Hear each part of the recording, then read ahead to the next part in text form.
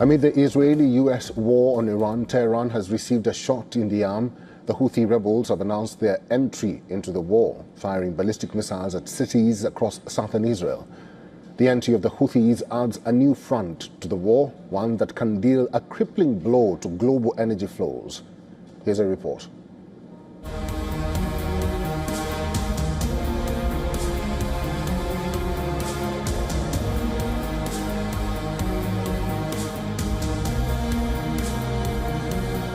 Amid the Israeli-US war on Iran, the world just heard from someone whose voice Tehran was waiting for. Yahya Sari, the spokesperson of the Houthis. After watching the Iran war unfold from the sidelines for a month, Yemen's Houthi group has now taken the plunge.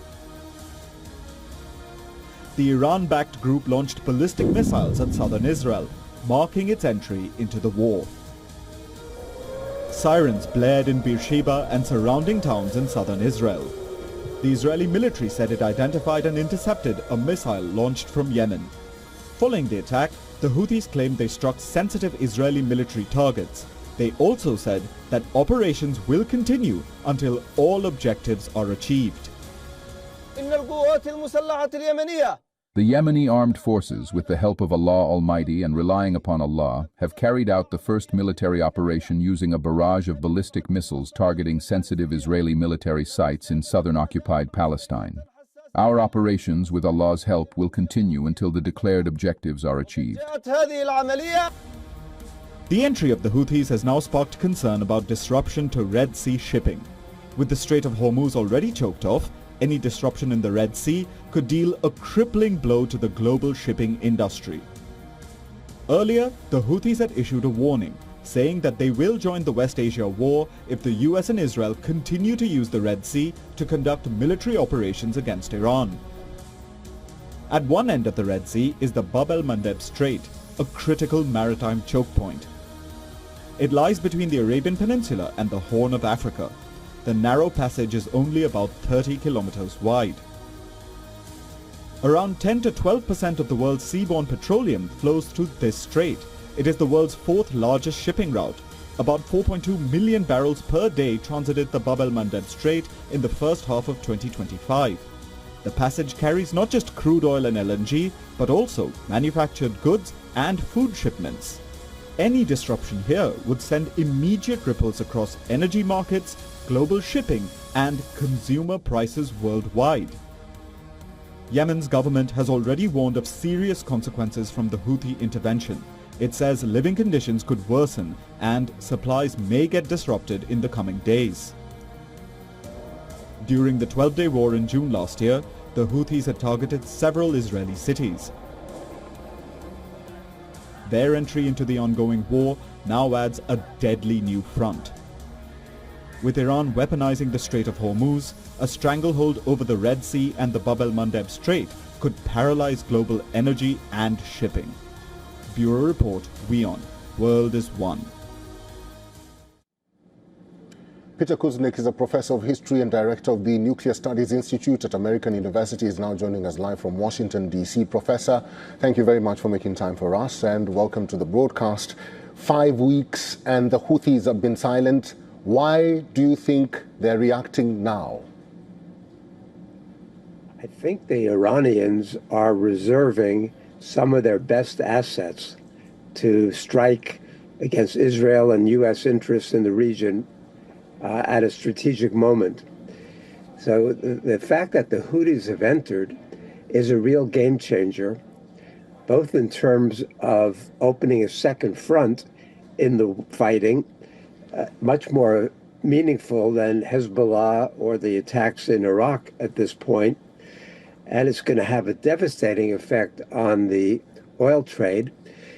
Saudi Arabia depends on that east-west pipeline and then the port of Yanbu where it ends, and the Houthis can disrupt that quite effectively. They've got a large array of ballistic missiles and cruise missiles, a lot of different types of missiles. They claim to have hypersonic capabilities, and I'm not sure if that's true or not, if that's accurate, but we do know that they have tremendous military capabilities at a time when the U.S. and Israeli interceptors could be running low. We know that they're enormously expensive.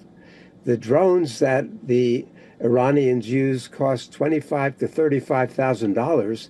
The interceptors range from $50,000 to $70,000 all the way up to $3 million, and the THAAD interceptors could cost as much as $15 million. So it's a real imbalance. It's asymmetrical warfare at its best. But what we're seeing really is the expansion. And that's what everybody feared. It's turning into more and more of a regional war with the capability of expanding out of control. And the U.S. didn't plan for this. The U.S. didn't foresee some of this, even though they should have. And the U.S. doesn't appear to have any end game in mind.